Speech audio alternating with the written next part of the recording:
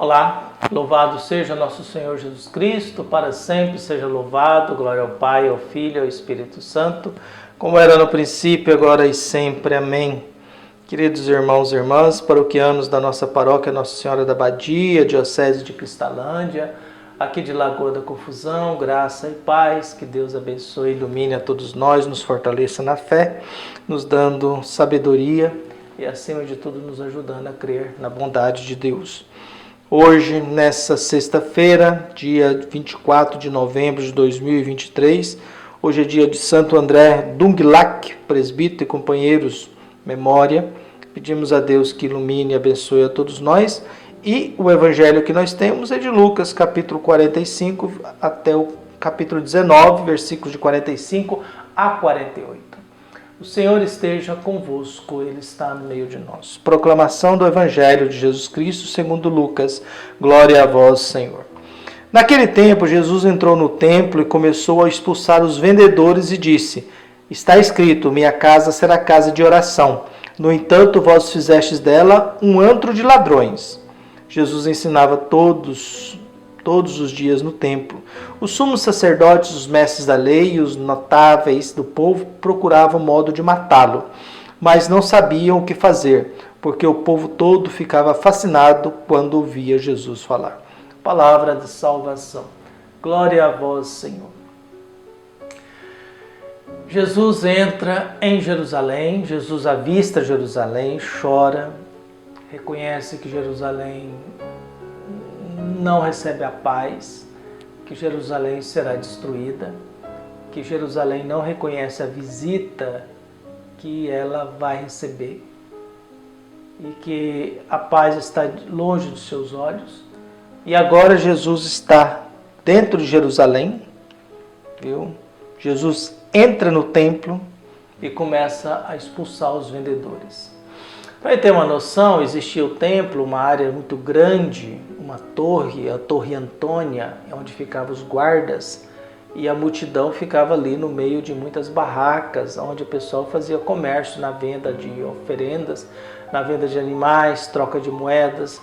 Então seria espécie de uma feira livre dentro do templo, dentro do lugar. Porque quem viajava longe não podia correr o risco de trazer um animal, porque se o animal morresse ou se machucasse, não poderia ser ofertado, sacrificado. Todo animal sacrificado não poderia ter um osso quebrado, por exemplo.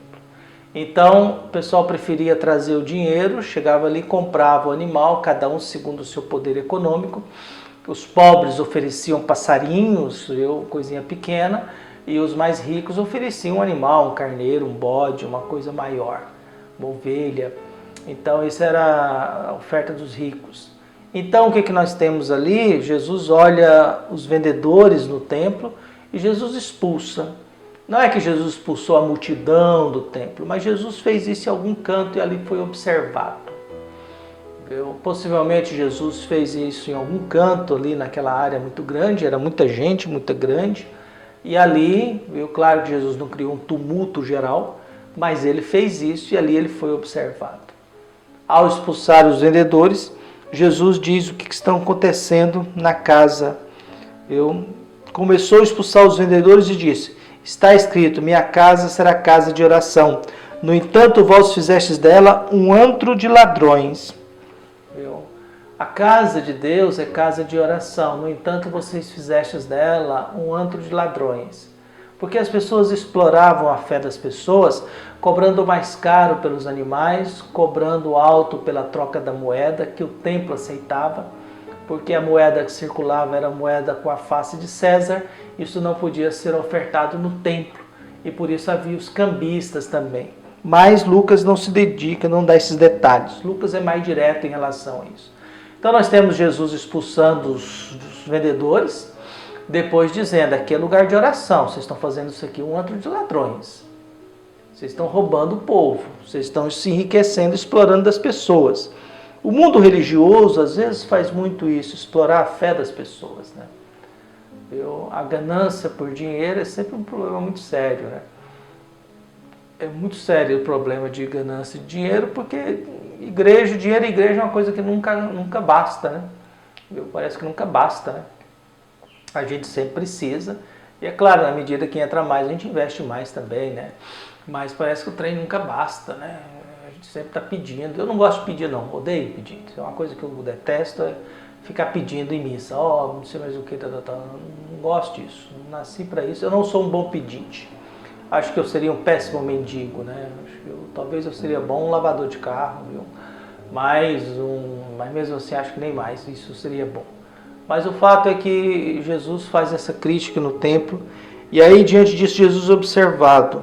Jesus depois já vem um outro dado importante. Jesus ensinava muito todos os dias no templo, porque você podia ir no templo ensinar alguma coisa, você não precisava ser consagrado. Você, como leigo lá, você podia dizer alguma coisa. Então nós temos no Evangelho hoje esses vários pintados. Primeiro esse conflito no templo, essa expulsão e dizendo aqui é lugar de oração e vocês estão fazendo isso um antro de ladrões. Depois volta com outra afirmação, um outro contexto de Lucas. Lucas nesse ponto ele é muito sintético mesmo. E ele diz, Jesus ensinava todos os dias no templo.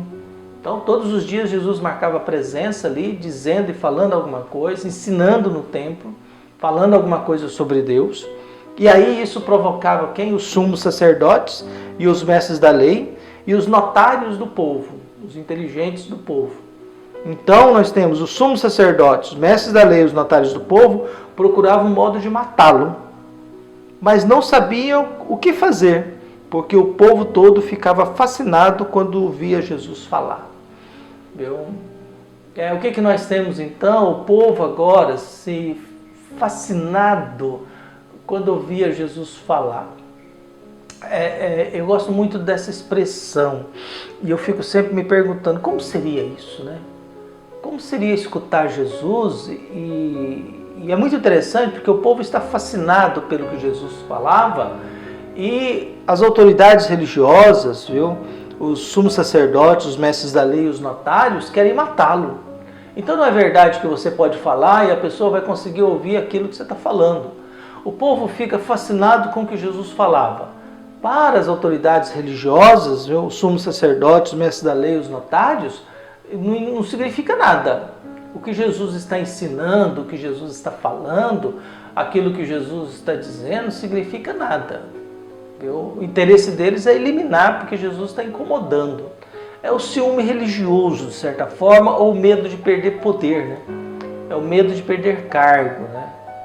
Eu me recordo uma vez que em determinado local a gente propôs um modo melhor de trabalhar dentro da parte administrativa e alguém me disse, nós não queremos melhorar, a gente quer ficar como está. A gente não quer ser melhor. Em outras palavras, a gente faz opção pelo mínimo, pelo básico ou para permanecer no mesmo lugar. Por isso que certas ordens religiosas, certos grupos religiosos e certas pessoas acabam acabando mesmo, né? Acabam se destruindo ou encerrando a sua vida, encerrando a sua história, acabando mesmo, porque na medida em que você não oferece algo bom e começa a viver no mundo, digamos, dos coronéis, ou dos donos, ou dos fariseus, dos doutores da lei, dos mestres, e grupos religiosos que sempre os mesmos estão nos mesmos cargos e ninguém mais consegue entrar por ali, a não ser a custa de muita negociação, negociata e troca de interesses, o poder, a gente vive nessa luta constante. Então, acho que talvez nos falta isso. Gente que fala em nome de Jesus, que deixa a gente encantado, deixa a gente fascinado. E quando a gente fica fascinado, o termo aqui usado é fascinado, é porque aquilo que Jesus está dizendo significa alguma coisa para a gente. Eu acho que o duro, triste da vida é quando a gente celebra uma missa ou vai a uma missa e a gente não diz nada e aquilo que a gente diz não significa nada para os outros. Acho que o triste da igreja acho que é isso. A gente fica insistindo em umas coisas que ninguém quer, algumas pastorais que ninguém quer, algumas realidades que ninguém quer.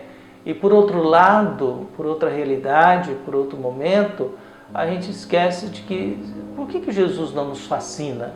Por que a igreja atual não está fascinando? E aquilo que fascina é vazio. Porque está no mundo da fama, do popstar, do show. A gente está disputando com artista, com músico, cantor, com show, torcida de futebol, seja lá o que for. Que Deus abençoe e ilumine a todos nós, que a gente continue sendo fascinados por aquilo que Jesus nos diz. Um abraço, até mais.